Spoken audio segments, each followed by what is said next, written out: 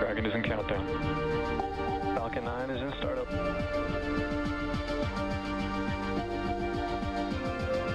Dragon, SpaceX, go for launch.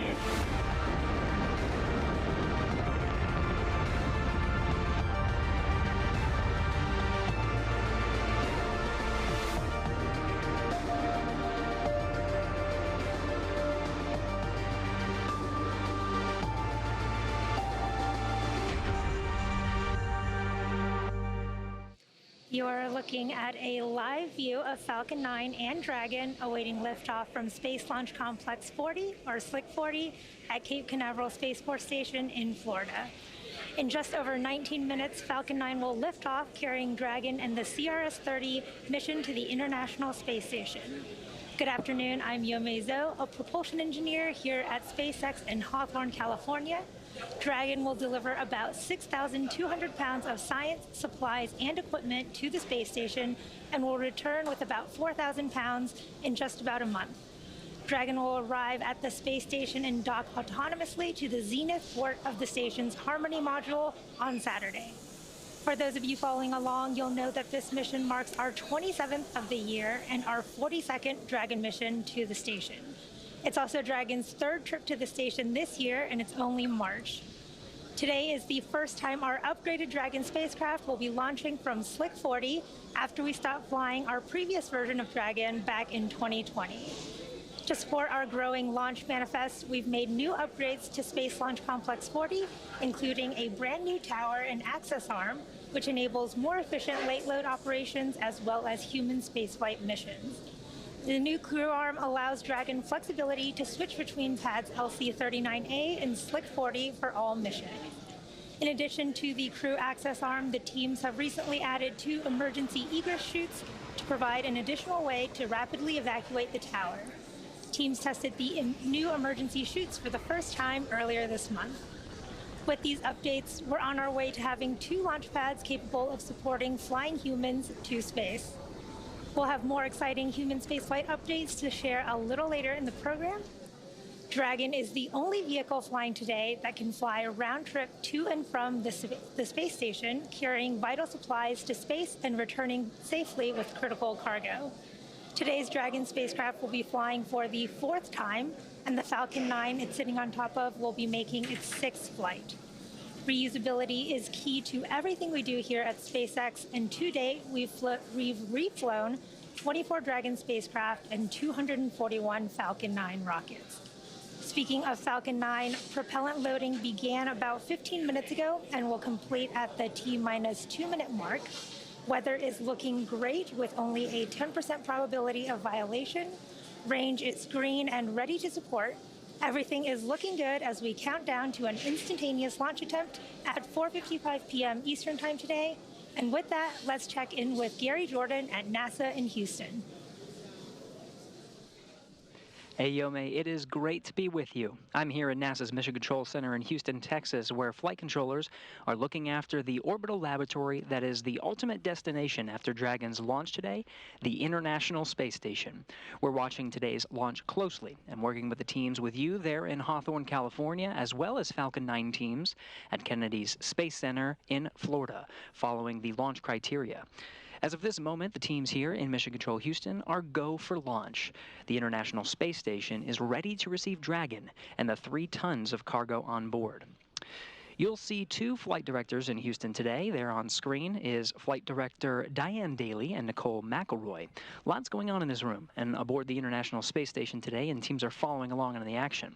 Just this morning, the scheduled launch of the Soyuz MS-25 was automatically scrubbed by ground support equipment due to a low voltage reading in the Soyuz rocket electrical system at the Baikonur Cosmodrome in Kazakhstan. NASA astronaut Tracy Dyson, with her counterparts, Soyuz Commander Oleg Novitsky and spaceflight participant Marina Vasilevskaya, have since safely egressed or exited the Soyuz spacecraft and left the launch pad, and are safely back at the Cosmonaut Hotel crew quarters as teams evaluate another launch attempt. Meanwhile, here in Houston, teams shift focus to watch the countdown towards the launch of Dragon on top of Falcon 9 for NASA's SpaceX 30th Commercial Resupply Services mission. To dive a little deeper into the vehicles of this launch, I'll turn it back over to Yome in Hawthorne. Yome. As we continue to count down, let's take a closer look at the vehicles that will be taking CRS-30 to the space station today. Sitting atop the Falcon 9, the Dragon spacecraft and its trunk stand over 26 feet tall. The nose cone opens shortly after launch to expose the forward bulkhead thrusters and docking mechanism that will connect with the station. Dragon is headed for the Zenith docking port on the station, which was just vacated by Crew 7, which came home last week. Dragon's trunk holds solar cells, which power Dragon while it's in free flight. The trunk can also carry unpressurized cargo, which it will be doing today. Dragon has 16 thrusters that can be used in space to help navigate the spacecraft to its destination, with each thruster providing about 90 pounds of force. The Dragon spacecraft has played a significant role in advancing our future in space by safely transporting crew and cargo to and from the space station. There are currently 4 Dragon spacecraft supporting human spaceflight missions that have docked to the station, and their names are Endeavour, Resilience, Endurance, and Freedom. There are an additional 3 Dragon spacecraft supporting cargo missions. Altogether, the reusable Dragon spacecraft fleet has completed 8 human spaceflight missions on behalf of NASA and has both visited the station and returned to Earth 41 times under NASA's Commercial Resupply and Commercial Crew programs. As always, Dragon will be delivered to orbit today by SpaceX's Falcon 9 rocket, which provides 1.7 million pounds of thrust on its first stage thanks to its 9 Merlin M1D engines. Today's booster last flew in January of this year for the Axiom 3 mission. Once the first and second stages separate, the Merlin engines are also used to help land the first stage back on Earth. The first stage today will be performing 3 burns as it makes its way back to Earth. First will be the boost back burn, where 3 of the M1D engines on the first stage will reignite to help flip that stage around to head back to the launch site. The second burn is the entry burn, where the same 3 engines will again reignite to help slow Falcon 9 down as it prepares to re-enter the Earth's atmosphere. Finally, the landing burn, where the center engine of the Falcon 9 will slow down the rocket enough to perform a precision landing back down at landing zone 1. Meanwhile, the second stage continues to orbit, powered by a single Merlin vacuum engine with over 220,000 pounds of thrust. The second stage will secure Dragon's entry into low Earth orbit before separating, leaving Dragon to continue its own journey to the space station on its own thrusters. About 50 seconds after separation, Dragon's nose cone deployment sequence will begin, exposing its guidance navigation controls that help Dragon autonomously fly to the space station. With T0 coming up in about 12 minutes, our teams at the Cape and Hangar X are doing a series of system checks to ensure Dragon and Falcon 9 are ready to fly. Reusability is key to making spaceflight more routine and ultimately what will enable humans to become multiplanetary. Down at Starbase, Texas, we are continuing to build, test, and fly Starship, the world's most powerful launch vehicle ever developed. 1 week ago today, Starship returned to integrated flight testing with its third launch from Starbase. This flight achieved several milestones and firsts. Super Heavy completed its second full-duration ascent burn, the second successful hot stage separation, a successful flip maneuver, and this time made it through the boost back burn and attempted its first ever landing burn. Starship executed its first full-duration ascent burn, making it to space and checking off several other test objectives, including opening and closing its payload door, aka the PEZ dispenser, and initiating a propellant transfer demonstration and its first re-entry through the atmosphere. Starship brought never-before-seen live views of this atmospheric re-entry, utilizing the Starlink terminals installed on board to transmit a live, high-definition video signal, even as plasma built around it. Starship's rapid development approach has been the basis for all of SpaceX's major innovative advancements, including on Falcon, Dragon, and Starlink. Testing and learning is essential as we work to build a fully reusable transportation system capable of carrying both crew and cargo to Earth orbit to help humanity return to the moon and ultimately to travel to Mars and beyond. Building bases or even cities will require huge amounts of cargo and eventually crew, and that's where Starship comes in. In partnership with NASA, Starship will serve as the lander to put the first Artemis astronauts on the moon. The vehicle will perform one uncrewed demonstration flight before the Artemis 3 mission, which will be the first human surface expedition since 1972. With the ability to deliver cargo and people to the lunar surface, we'll be ready to help humanity build a sustainable presence on the moon and learn how to live off-world before the next step to Mars. Starship is now getting ready for its fourth test flight. Every launch and mission yields critical data for continuing to improve and pave the way for our future in space, and Flight 4 will continue that journey very soon. For now, I'll send it back over to Gary at JSC. Hey, thanks, Yome. Teams in Houston continue to watch the countdown of NASA's SpaceX CRS-30 mission, and everything's looking good. This will be the fourth launch to the International Space Station in an incredibly busy year. Take a look. 2024 has been a busy year for human spaceflight at NASA and traffic aboard the International Space Station, and there are no signs of slowing down. The year kicked off with the third private astronaut mission to the orbiting laboratory. 4 crew members representing 5 nations remained in orbit for 18 days, conducting science and outreach before returning to Earth. Multiple cargo deliveries have already made their way to station. Northrop Grumman's Cygnus cargo spacecraft launched on the SpaceX Falcon 9 for the first time with 4 tons of supplies, and the Progress spacecraft launched from Kazakhstan with another 3 tons of supplies a few weeks later. A cadre of 4 spacefarers once again launched from U.S. soil on NASA's SpaceX Crew 8 mission. Their arrival began a 6-month expedition on station and relieved the Crew 7 quartet from their half-year stay aboard, who undocked and splashed down off the coast of Florida shortly after Crew 8's arrival. And around the corner, we're gearing up for the first crewed flight of the Boeing Starliner on a mission to verify the spacecraft for transporting crew to and from the International Space Station and add this vehicle to the American fleet of human-rated spacecraft. While progress continues to be made in low Earth orbit, NASA continues to aim for the moon. The Artemis 2 crew has been preparing for their critical demonstration flight aboard Orion with training in Houston, Cape Canaveral, and off the coast of San Diego for recovery operations. Their mission, a giant leap to humanity's sustained presence on the lunar surface. And the astronaut corps of capable humans willing to take on these challenges in this busy time has only grown. In the midst of continued science and exploration in low Earth orbit, the latest class of NASA astronaut candidates recently graduated from their initial training and are now eligible for future assignments to the International Space Station and Artemis missions to the moon. These individuals will train alongside astronauts from many nations, continuing scientific discovery, exploration, and inspiration, together for humanity.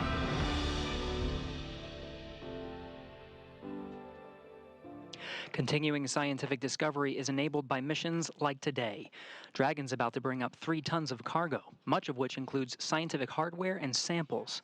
The microgravity environment of the space station not only allows for a unique perspective from which to observe physical and biological phenomenon, but it serves as a test bed for improving technologies and capabilities that can send us farther into the solar system and advance our lives right here on Earth.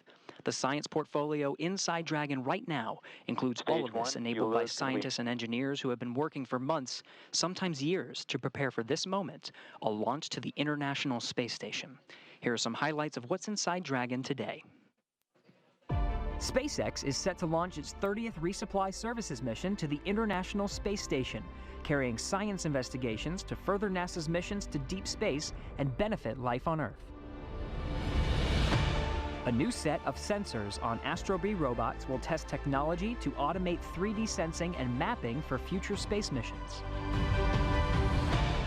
Researchers will observe photosynthesis in space to support the development of bioregenerative life support systems. A student-developed CubeSat will measure sea ice and wave height to enhance our understanding of climate change impacts. Researchers will test controlled nanoparticle arrangement using electric fields to help improve the efficiency of quantum dot synthesized solar cells. Discover more about all of the science making the journey to the orbiting lab at nasa.gov/ISS-science.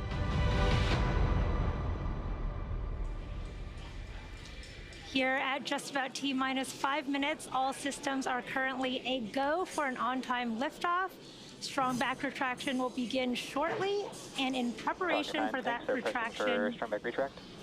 You heard that call out, the sequence first beginning. Dragon is in terminal count. Beginning, strong back retraction has begun. You'll see the clamp arms on the second stage just below Dragon beginning to open, and then the strong back will recline away from Falcon 9. That transporter erector, which is that large truss structure to the left of Falcon 9, is what will retract. Strong back is retracting. In preparation for liftoff, and you heard that call out that the strong back is retracting. You can see those clamp arms opening just below Dragon as well. In just a few seconds, you should see that strong back recline away from Falcon 9 and Dragon.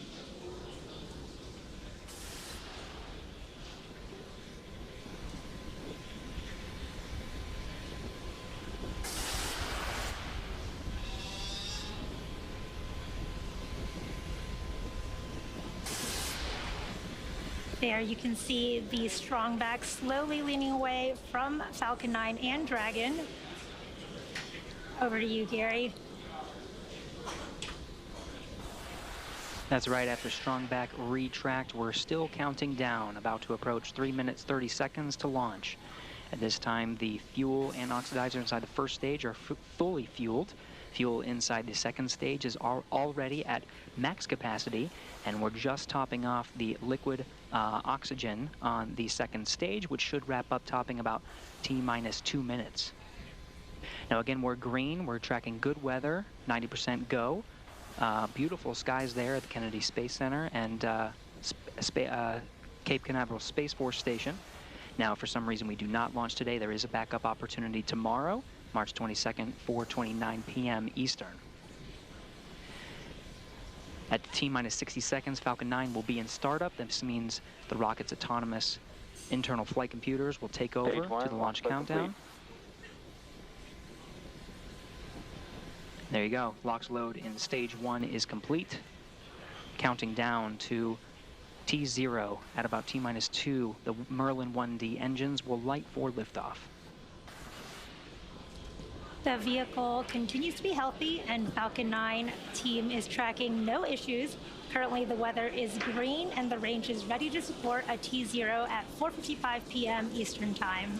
We have a 90% probability of launch today based on weather, and in these last few minutes, Falcon 9 is performing the final health checks on its primary communications, avionics, and propulsion systems in preparation for flight. We'll have that LOX load call out complete here shortly.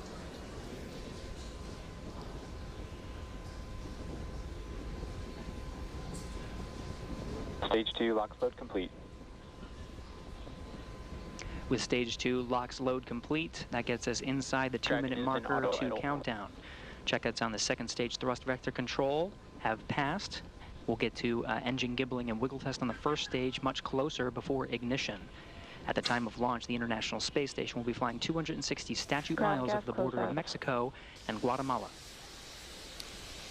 Now, we are just about 20 seconds from T-minus 1 minute where the Falcon 9 will be in startup and the onboard flight computers will take control of the countdown. Dragon will also transition to internal power at this time.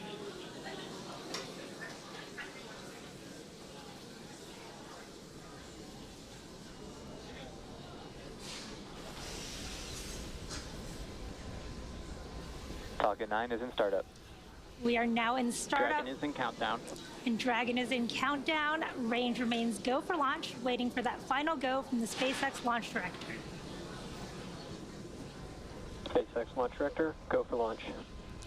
You heard that call out. The launch director has given that final go. All systems are go for launch of Falcon 9 and the CRS-30 mission.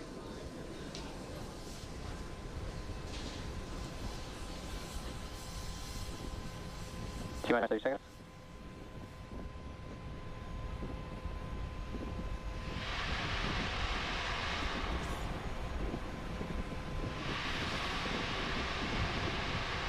Seconds. Minus 10, 9, 8, 7, 6, 5, 4, 3, 2, 1, ignition, and liftoff at a Dragon return to Space Launch Complex 40.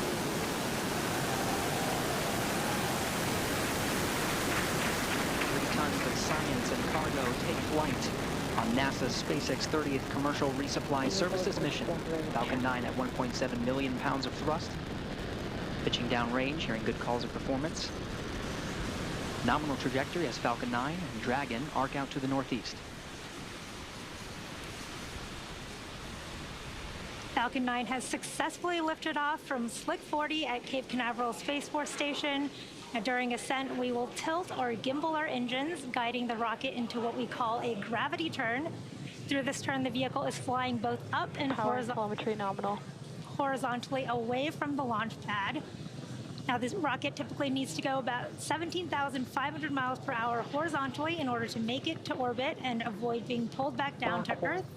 So moments ago, we did throttle the engines down in preparation for max Q, or maximum aerodynamic pressure, in just a couple seconds. Max Q. There was that call out for max Q. And coming up, we have a few events in quick succession, starting with main engine cutoff, followed by stage separation, second engine startup 1, and the start of the boost back burn for the first stage. MVAC is chilling. There's the call out. The MVAC engine on the second stage is chilling in, getting ready for startup. Now, the first of these events is main engine cutoff, or MECO, where the 9 Merlin 1D engines on the first stage will shut down in preparation for stage separation, which is where stage 1 and 2 will separate from each other, with the first stage making its way back down to Earth and the second stage performing second engine start 1, which is where we ignite that single Merlin vacuum engine on board the second stage. Now, the boost back burn will then start on the first stage. This burn helps assist the vehicle flip back around and reorient itself back to land. MECO starting in just a couple seconds.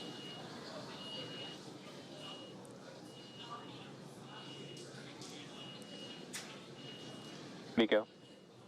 Stage separation confirmed.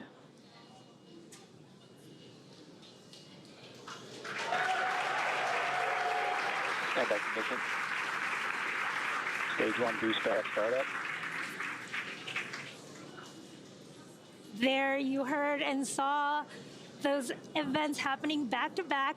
Awesome views of the first stage flipping back around as it performs its boost back burn. Again, we had main engine cutoff of the first stage, stage separation, second engine start on the second stage, and that first stage doing the awesome flip as it starts its boost back burn. Now, this burn is a little under a minute, so we have about 20 seconds left in this burn. And about 3 minutes after that, we will have 2 additional burns on the first stage to prepare to land back at landing zone 1 at Cape Canaveral. We are at T plus 3 minutes and 30 seconds here in today's mission. CRS-30 is SpaceX's Stage 1 boost back shutdown. There is that confirmation for the boost back shutdown of the first stage. Nominal trajectory. And a nominal trajectory. As again, CRS-30 is SpaceX's 27th launch this year, and we are coming up on the entry burn of the first stage as well as second engine cutoff. On those live views of the first stage, you can see the attitude control system creating those beautiful puffs of white gas, and that's nitrogen from the cold gas thrusters of the attitude control system.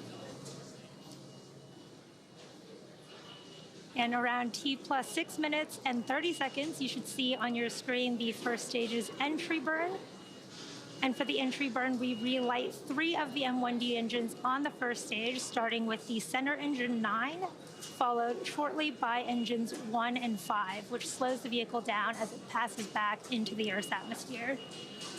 We need to slow down to reduce re-entry forces, which helps us to recover and reuse the first stage.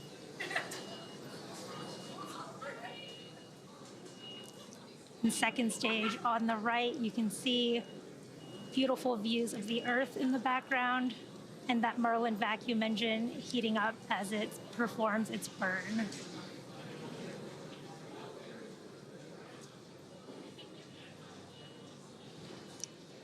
Again, we are a little over a minute to the start of our first stage entry burn. You can see the first stage on those live views on your left with 2 of the 4 hypersonic grid fins deployed, helping steer that first stage down as it makes its way back home to Earth.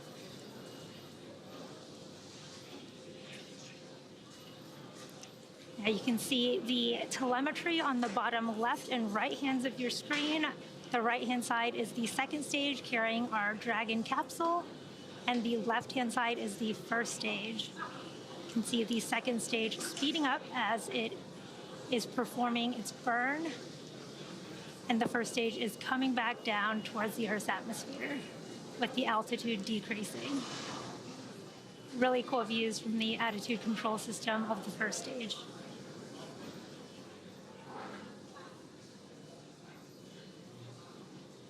Just about 20 seconds from the start of our first stage entry burn, we should be able to see really cool views of that burn from those views on the left of your screen.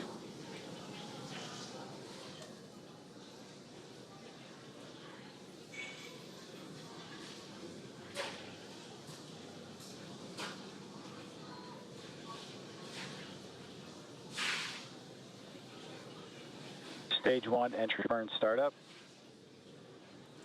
There is the start of the stage 1 entry burn, and this is a 3-engine burn on the first stage of Falcon 9.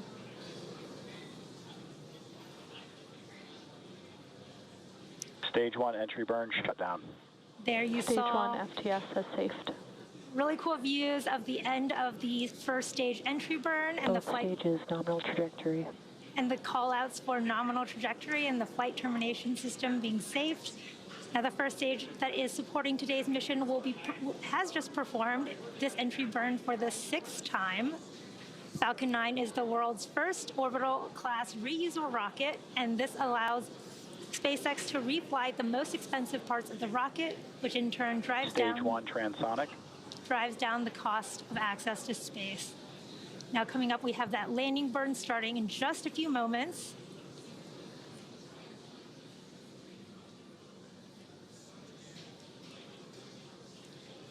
There's the start Stage 1 landing burn.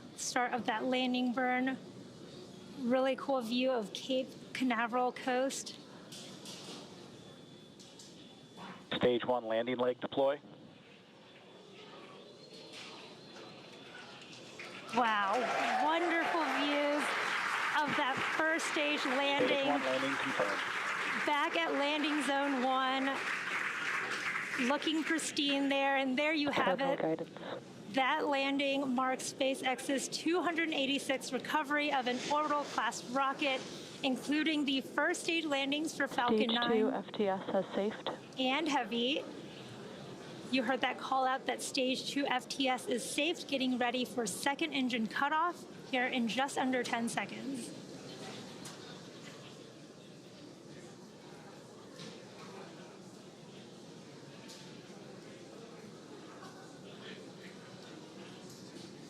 MVAC shutdown. There is that second engine cutoff with the MVAC shutdown call out, waiting for confirmation of a good orbital insertion. Nominal orbit insertion. There is that confirmation of good orbit. It looks like we are on track for Dragon separation in just a few minutes, just before the T plus 12-minute mark. It has been a great launch so far. As I mentioned earlier, today's launch was the first for our upgraded Dragon to be flying from Slick 40 after we stopped flying the older version of Dragon back in 2020. And to support our growing launch manifest, we've made new upgrades to Space Launch Complex 40, including a brand new tower and access arm, which enables more efficient late load operations as well as human spaceflight missions. Now, with these updates, we are on our way to having 2 launch pads capable of supporting flying humans to space. You can see really cool views of the MVAC engine and the Earth in the background from the second stage. And in addition to flying cargo to support crew on board the space station, SpaceX also enables researchers the opportunity to fly critical science to orbit on Dragon, which has carried over 1,000 research experiments to and from low Earth orbit and the International Space Station since 2012.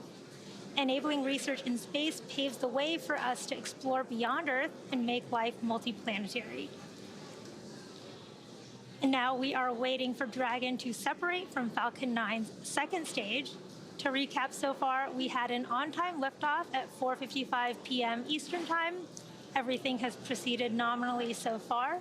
Stage separation occurred at about 2.5 minutes into flight, and that was followed by a successful landing of Falcon 9's first stage at Landing Zone 1 back in Cape Canaveral, Florida. That was the 6th landing for that particular Falcon 9 first stage. And for those of you following along, this Dragon capsule has also supported CRS-22, CRS-24, and CRS-27, which were 3 additional cargo resupply missions to the International Space Station. At about T plus 8.5 minutes, we had a successful second engine cutoff, followed by confirmation of a good orbital insertion. The vehicle is now coasting with Dragon attached, and we are just about 30 seconds away from spacecraft separation. We're seeing great views from the second stage with the Earth and the Sun in the background as it prepares to separate Dragon so that Dragon can begin its journey to the International Space Station.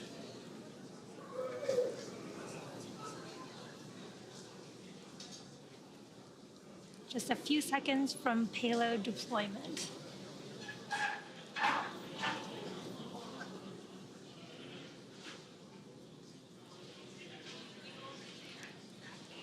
You can see Dragon floating away there. It's very exciting to see. Dragon is drifting away from Falcon 9 second stage there, confirming good spacecraft separation. Now, SpaceX is honored to be a part of NASA's Commercial Resupply Services initiative to deliver critical cargo to the space station, and we thank NASA for entrusting us with today's mission. For those of you following along, you'll know that this mission marks our 27th of the year. Congratulations to the SpaceX team. We're just in March, and we're already launched in partnership with NASA missions like Axiom 3, Cygnus, and PACE, Intuitive Machines, Crew 8, and more. You can check spacex.com/launches for up-to-date missions and schedules. But that will do it for me here in Hawthorne. But I'm handing it over to Gary to take us through Dragon nose cone opening. Gary? Hey, thank you, Yome. We were following along from here in Mission Control Houston, a wonderful launch. of Dragon from Space Launch Complex 40 at Cape Canaveral Space Force Station. Great to see Dragon in orbit and starting its journey on the way to the International Space Station. We're continuing our coverage here in Mission Control Houston, awaiting for the nose cone to deploy. The nose cone is at the very tip of the Dragon spacecraft. Once deployed, exposes the 4 forward bulkhead Dracos.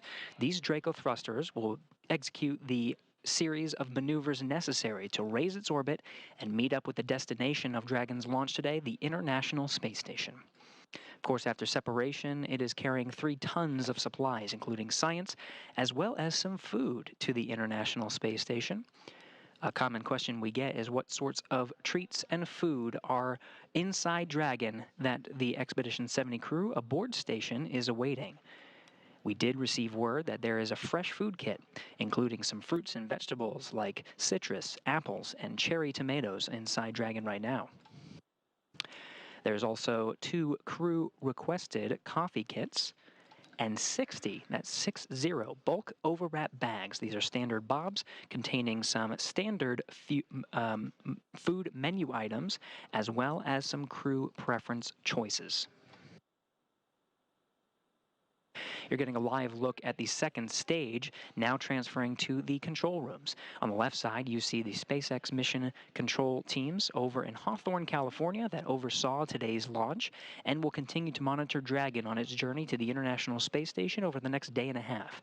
The teams you see there on the right are here with me in Mission Control Houston, the International Space Station flight control teams monitoring the orbiting complex, and of course the operations jointly with Hawthorne, the flight controllers there. Joint operations between the 2 teams you see here will come a little bit closer to when Dragon is in its final approach phase, just about 2 hours or so prior to docking. Docking is scheduled for early Saturday morning. Teams here are waiting for the nose cone deploy of Dragon, and we're standing by and continuing our coverage. Now, a little bit about the coming days and what Dragon and the journey that Dragon will undergo. So now that we are past the spacecraft separation from the Falcon 9 and awaiting that nose cone deploy, we're in the activation and rendezvous phase of the mission. During this phase, Dragon is configured for on-orbit operations. The phase begins after separation that we just saw from the Falcon 9 and ends with the completion of the final co-elliptic burn. The initial orbit today is about 190 kilometers by 210 kilometers, those values representing the perigee and apogee of the orbit, or the lowest and highest points over the Earth. Not a perfect circle, more like a very slight ellipse. So over the next day and a half, Dragon will execute a series of burns which will gradually raise its orbit to align more closely with the station. There are 5 major burns where the Draco thrusters on Dragon will fire and bring the spacecraft close to the station before we begin the final approach maneuvers. Let's go ahead and review that now. First is the first major burn, the phase burn. This is performed at the first apogee, or the highest point of the initial orbit, and raises Dragon's perigee, or the lowest point, to a higher altitude.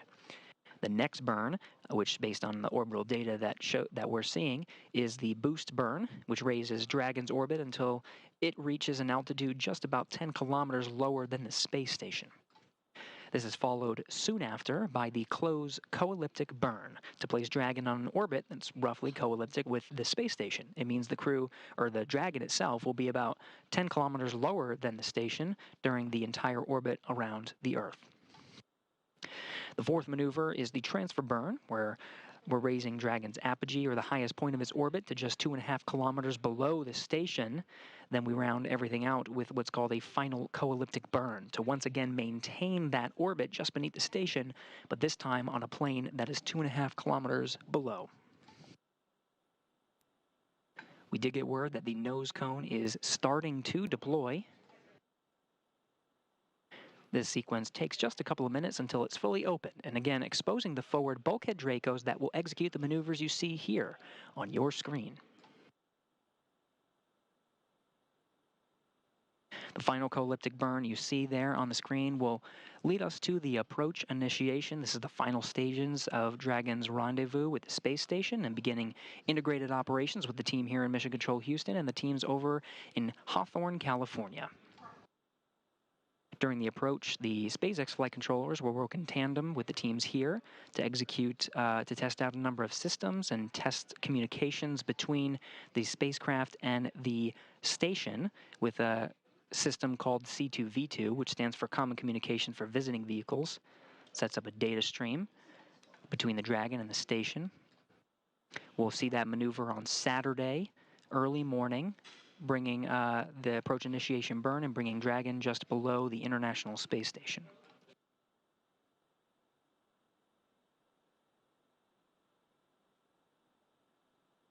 Teams you see here on your screen are monitoring the Dragon after its separation.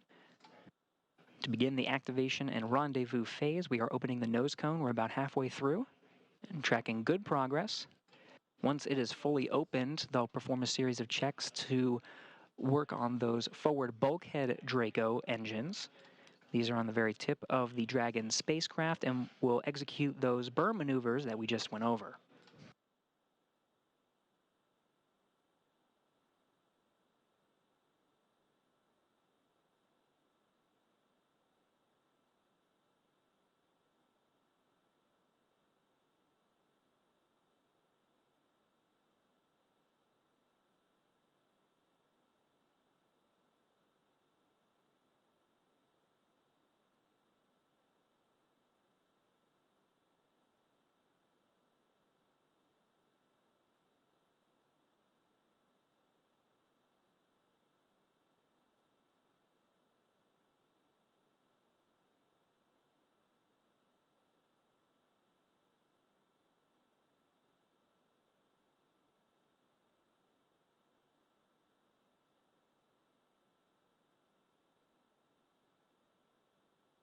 "20 minutes after the launch of NASA's SpaceX 30th Commercial Resupply Services mission. Still continuing to follow along, the teams here are monitoring the opening of the nose cone at the end of the Dragon spacecraft. Again, exposing those forward bulkhead Dracos. We'll continue to cover this mission until that is fully open.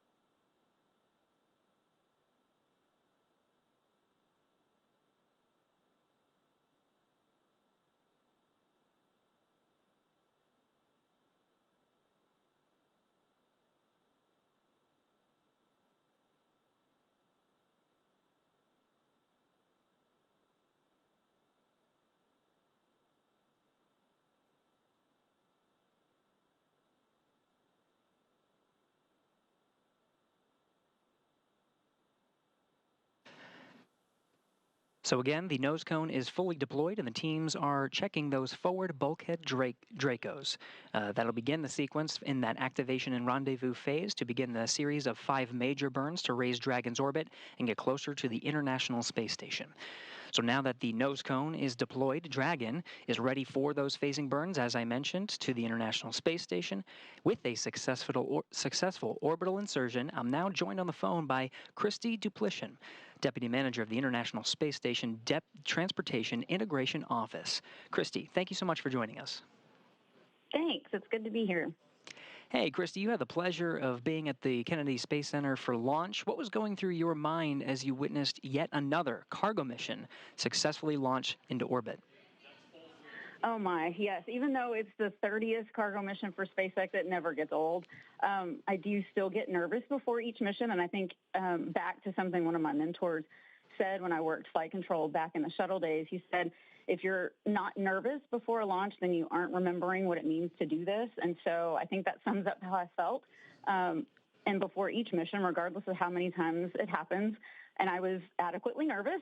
So I'm also thinking about all the work that goes into making a launch happen. There's so many dedicated and hardworking people that work every day to make these flights happen, and I'm so happy to be a part of it. So you can't just help but smile.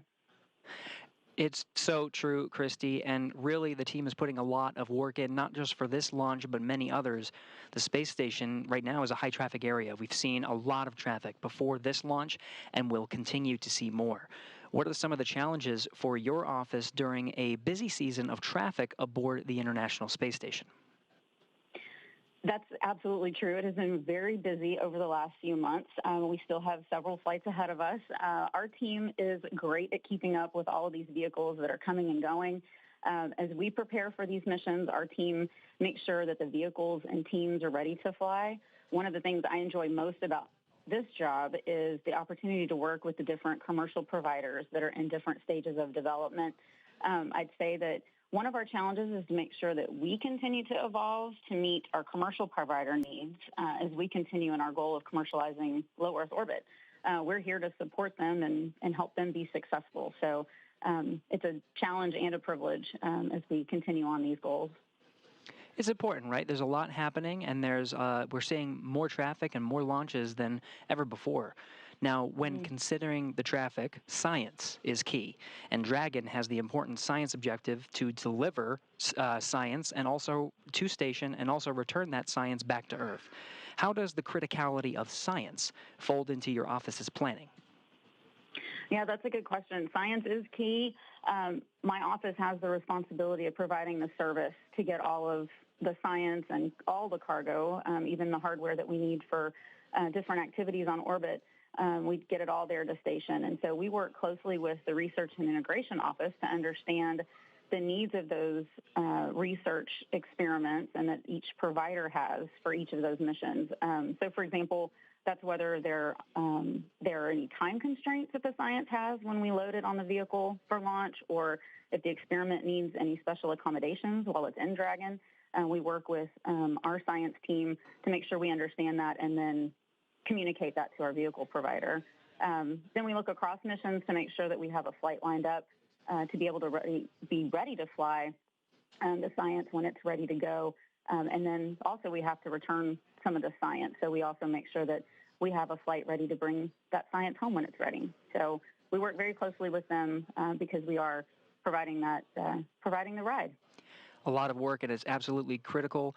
Christy Duplichin, NASA Deputy Manager of the International Space Station Transportation Integration Office, thank you so much for your time. Thank you. Thanks for having me. So Dragon will begin the methodical approach to the station with phasing burns to, again, close the distance between the cargo spacecraft and the orbiting laboratory. This will take approximately a day and a half, with approach and docking to the International Space Station expected early in the morning on Saturday, March 23rd. Join us on NASA TV and NASA Plus for our coverage of the final approach and docking of this spacecraft, beginning at 4:30 a.m. Central Time, 5:30 a.m. Eastern on Saturday for a docking expected near 6:30 a.m. Central, 7:30 a.m. Eastern. Visit nasa.gov for the latest updates on our coverage and expected docking time as we follow the operations through the next few days. Thank you for following our joint coverage of NASA's SpaceX 30th Commercial Resupply Services launch. That'll wrap it up for us here in Houston, as well as our colleagues in Hawthorne. Until next time, this is Mission Control Houston.